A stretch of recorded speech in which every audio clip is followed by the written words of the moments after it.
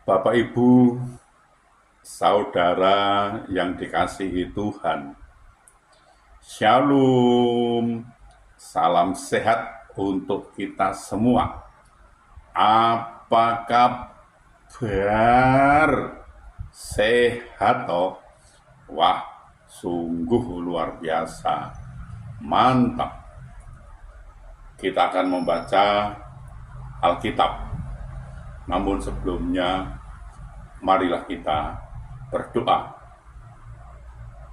Bapa, kami mengucap syukur dan terima kasih atas anugerah dan cinta kasih Bapa yang kami rasakan pada saat ini. Sungguh luar biasa Bapa. Terima kasih, terima kasih. Kami akan membaca Alkitab dan akan merenungkannya. Berilah kami daya ingat yang baik, dan berilah kami pengertian agar kami bisa mengerti dan bisa memahami apa yang Tuhan kehendaki kami bisa melakukan dan juga bisa memberitakan. Dalam nama Tuhan Yesus kami berdoa. Amin.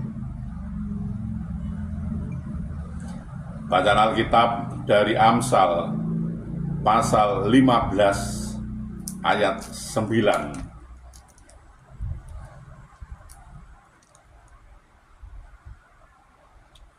Jalan orang fasik adalah kekejian bagi Tuhan, tetapi siapa mengejar kebenaran dikasihinya.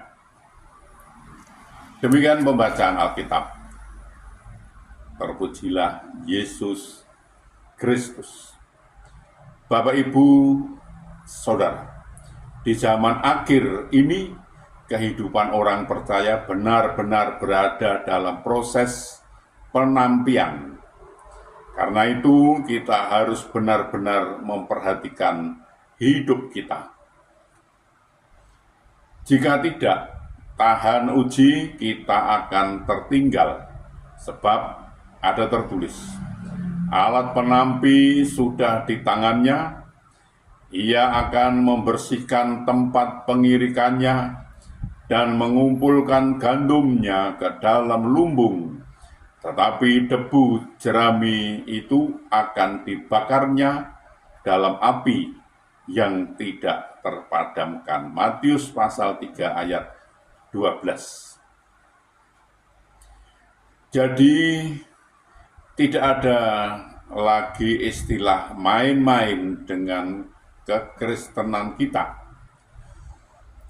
Ketika orang-orang di luar sana makin disibukkan dengan perkara-perkara daging atau duniawi dan tidak lagi menjunjung nilai-nilai kebenaran, kita harus memiliki kehidupan yang sebaliknya, yaitu berjuang untuk tetap hidup dalam kebenaran.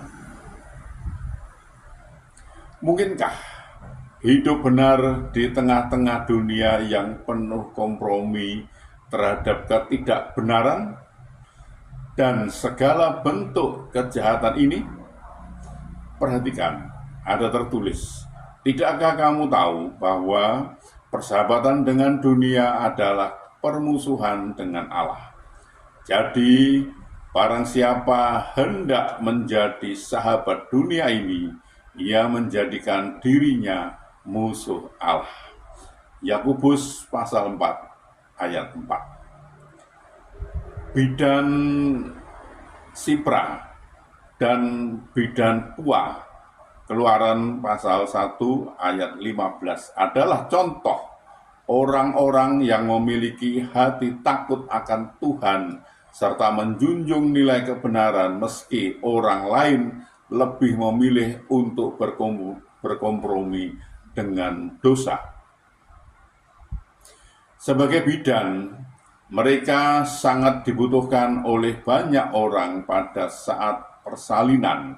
Suatu ketika mereka beroleh mandat dari Raja Fir'aun untuk membunuh setiap bayi laki-laki yang dilahirkan oleh perempuan Ibrani, dengan maksud membinasakan satu generasi umat Tuhan dan ingin melenyapkan orang-orang Ibrani keturunan Abraham Ishak, dan Yakub. Suatu perintah yang tidak berperi kemanusiaan, bidan Sipra dan bidan Pua dihadapkan pada buah si malakama. Taat kepada raja berarti berkompromi dengan dosa. Tidak taat kepada raja, resikonya mereka sendiri akan mati. Namun keduanya memilih untuk takut akan Allah dan tidak melakukan seperti yang dikatakan Raja Mesir. Keluaran 1 ayat 17. Karena hidup dalam kebenaran, Tuhan pun menyatakan kasih-Nya kepada dua bidan itu. Mereka terlindungi dari murka raja, bahkan diberkati Tuhan, dan Ia membuat mereka berumah tangga. Keluaran pasal 1 ayat 21. Bapak, Ibu, Saudara, mari kita tetap mengamalkan kebenaran hidup agar Tuhan berkenan di kehidupan ini. Tuhan menjaga orang-orang yang hidup dalam kebenaran. Tuhan menolong dan memberkati kita. Amin. Mari kita berdoa.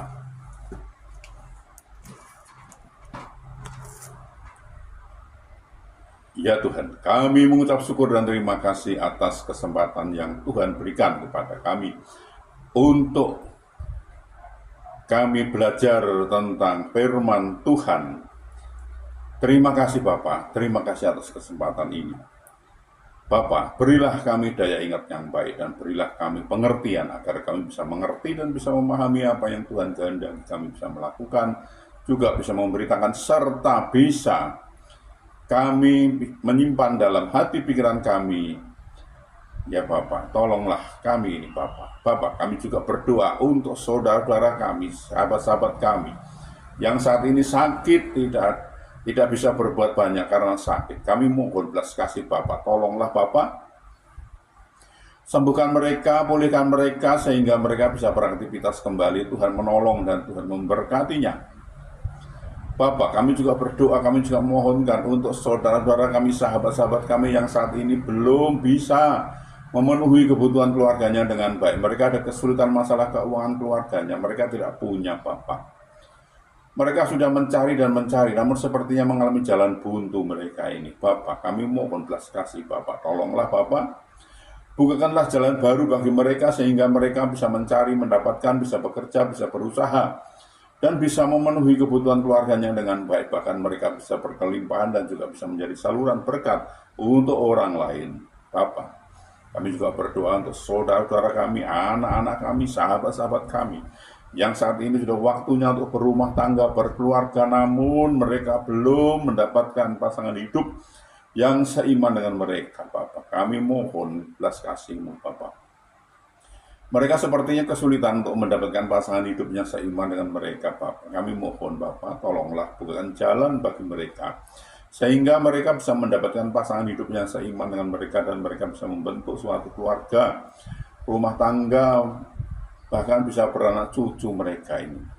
Bapak, kami juga berdoa untuk bangsa kami, bangsa Indonesia. Berilah damai sukacita, damai sejahtera pada bangsa kami, dan berilah bangsa kami agar mau mengenal Engkau lebih lagi, dan bangsa ini mau belajar tentang firman Tuhan, sehingga bangsa ini tidak gagal paham Bapak.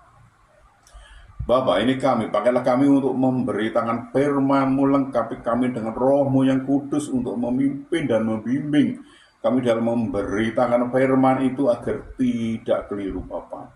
Tolong kami Bapak. Bapak, ampunilah segala dosa dan salah kami, sehingga kami layak untuk memohon pertolongan Bapa. Dalam nama Tuhan Yesus kami berdoa. Amin.